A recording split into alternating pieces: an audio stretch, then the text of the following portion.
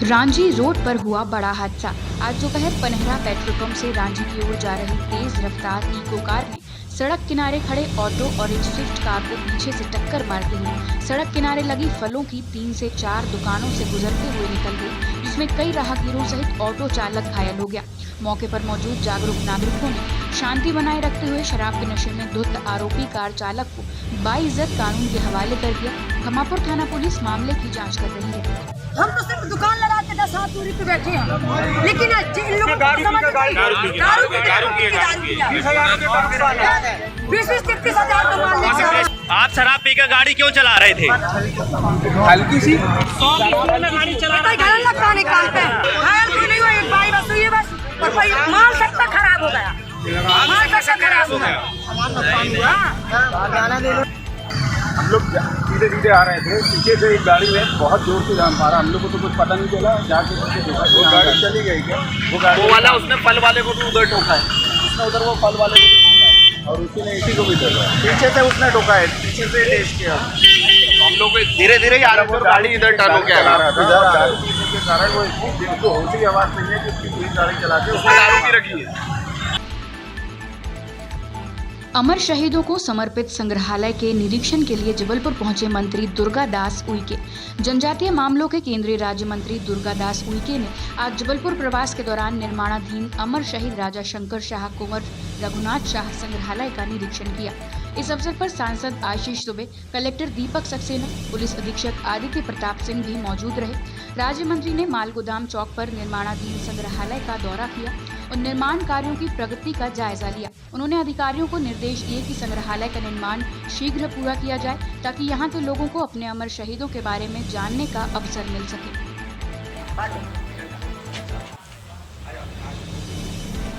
आज़ादी के बाद में सर्वाधिक शासन जिन दलों ने किया,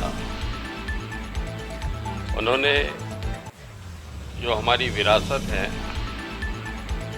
जो हमारे जनजाति समाज के आस्था श्रद्धा के केंद्र हैं, हमारे महापुरुष हैं, स्वतंत्रता संग्राम में जिन्होंने राष्ट्र को आज़ादी दिलाने के लिए प्राणोत्सर्ग किया, ऐसे सभी को विस्मृत कर दिया था। लेकिन देश के प्रधानमंत्री आदरणीय श्री नरेंद्र मोदी जी के कुशल प्रेरक नेतृत्व में 2014 के बाद में जनजाति समाज जो दलित है, शोषित है, वंचित है, पीछे हैं,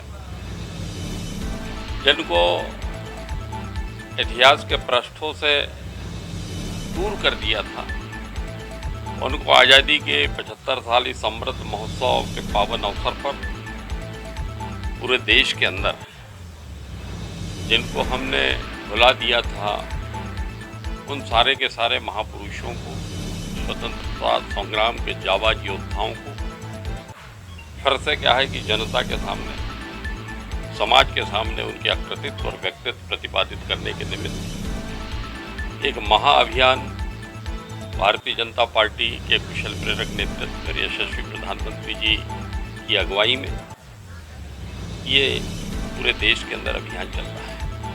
हमारे जनजाति समाज के जो महापुरुष थे, राजा थे, समर के, स्वतंत्रता समर के योद्धा थे, जिन्होंने अपने राष्ट्र, धर्म और संस्कृति के पुनरुत्थान के लिए महती योगदान दिया, उनको इतिहास में उचित स्थान मिले, हमारे आने वाले बच्चों को उनके बारे में संपूर्ण जानकारी मिल सके, उसके निमित्त पूरे देश के अंदर इस तरह के 12 जनजाति संग्रहालयों का निर्माण हो रहा है, जिसमें ये मध्य प्रदेश में छिंदवाड़ा और यहाँ जबलपुर में ये 2 स्थानों पर ये क्रम यहाँ पर चल रहा है। उसी के अवलोकनार्थ आज क्या है कि मैं अपने मंत्रालय की ओर से मैं यहाँ जबलपुर की संस्कारधानी में इस पावन पवित्र भूमि पे आने का मुझे सौभाग्य। शहर में हुआ national thalassemia and sickle cell conference का आयोजन। मानस भवन में national thalassemia and sickle cell conference का आयोजन विशेषज्ञों की उपस्थिति में किया गया। थैलेसीमिया और सिकल सेल से ग्रस्त बच्चों के बेहतर इलाज और उनकी ग्रोथ के बारे में चर्चाएं की गई। जिससे बच्चों को एक बेहतर भविष्य सुनिश्चित किया जा सके। साथ ही बोन मैरो ट्रांसप्लांट के बारे में भी बातचीत की गई। सेमिनार का उद्देश्य थैलेसीमिया और सिकल सेल की जागरूकता और पीड़ितों को उचित सहायता प्रदान करना है, जिसमें शहर के सभी समाजसेवी, ब्लड डोनर्स और संस्था के सदस्य उपस्थित रहे। आज श्री कृष्ण जन्माष्टमी के पावन अवसर पर युवा यादव महासभा एवं युवा यादव ब्रिगेड के द्वारा रक्तदान शिविर का आयोजन किया गया, जिसमें अभी तक लगभग 40 यूनिट हमने डोनेट कर चुका है यहाँ पे, और कोशिश है कि ज़्यादा से ज़्यादा रक्तदान हो जाए। पीड़ित मानवता की सेवा के लिए हम सभी यहाँ कार्य करते आ रहे हैं और ये साल भर ये जारी रहता है। सकल समाज के लिए उपलब्धता रहती है और हर वर्ष ये जन्माष्टमी के पहले हम ये आयोजन करते हैं ताकि सभी को ये मैसेज जाए कि रक्तदान करने से किसी भी प्रकार की कोई हानि नहीं होती।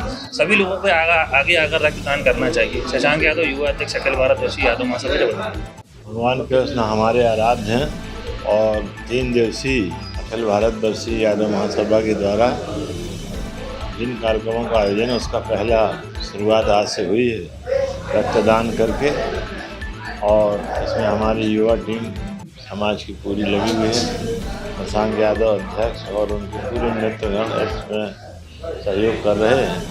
कल हम प्रतिभा सम्मान और सब लोग भगवान कृष्ण का सामूहिक पूजन करके प्रसाद ग्रहण करेंगे, और इसमें हम अपने जो भी हमारे स्वजाति बच्चे हैं 65% से ऊपर आए हुए 10वीं 12वीं के, उनका भी सम्मान करेंगे, उनके माता पिता का भी सम्मान करेंगे, क्योंकि हमारा समाज बहुत आर्थिक रूप से पिछड़ा है और बहुत मेहनत का पैसा से वो पढ़ाते हैं, त्याग करते हैं। तो हम अपने उनके माता पिता का भी सम्मान करेंगे।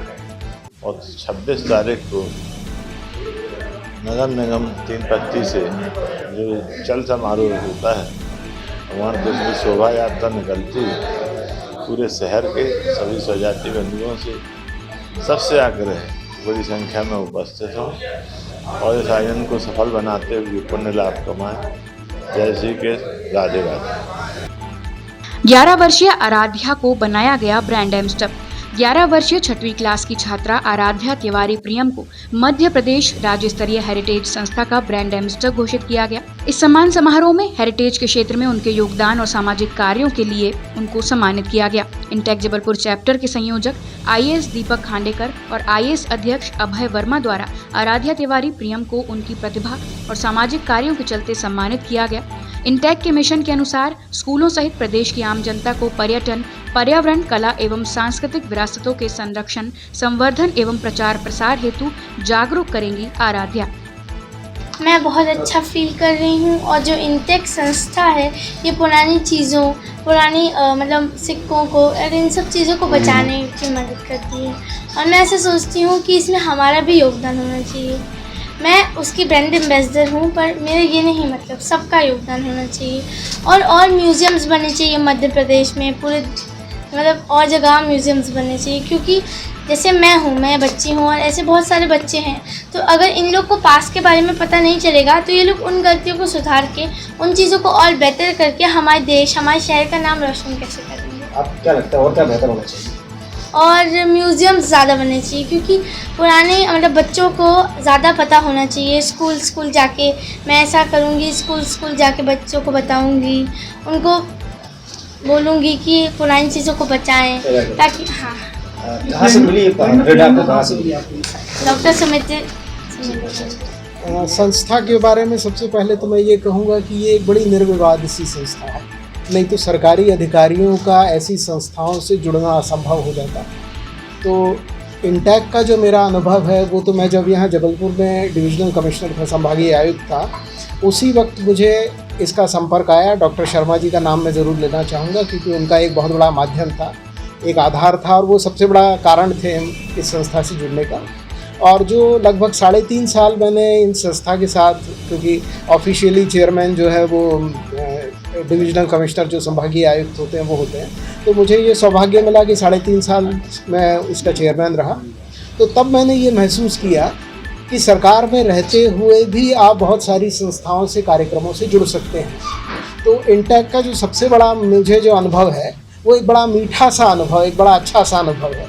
और उसी कारण से जब मैं अभी रिटायरमेंट के बाद जबलपुर आके रहने लगा हूँ तो दोबारा जो है इंटेक से जुड़ने की बात आई, लोगों ने भेंट की, बात की, मुझे कहा कि मैं इसमें जुड़ जाऊं, वो एक बहुत बड़ा कारण था। और सौभाग्य है कि मुझे स्टेट कन्वीनर का दायित्व मिला है, काम करने का मौका मिला है। तो मैं कोशिश कर रहा हूं कि पूरे राज्य में जहां कहीं भी स्टेट चैप्टर जो है, स्थानीय चैप्टर के जितने हमारे जिला लेवल के जो चैप्टर्स हैं उनको मोटिवेट करके और उसमें ज़्यादा से ज़्यादा लोगों को जोड़ के कार्यक्रम कर सकते हैं। तो मैंने अभी भोपाल में, ग्वालियर में, जबलपुर में, सब जगह जो डिस्ट्रिक्ट चैप्टर्स हैं उनसे बातें की हैं, चर्चा की है। उनके कुछ कार्यक्रम भी बन रहे हैं। अब आने वाले समय में उसका एक अच्छा परिणाम भी देखने को मिलेगा। एक कोशिश मेरी और थी कि इंटैक्स से ऐसे लोग तो जुड़े हुए हैं जो बुज़ुर्ग हैं। अब जैसे शर्मा साहब का ही मैं नाम लूँगा। उम्र ऐसी चीज़ है कि जिस पे हमारा कोई नियंत्रण नहीं है, और हम सब जानते हैं कि 80 साल, 85 साल, 90 साल के बाद होता क्या है। जिसको जाना है वो चला जाएगा।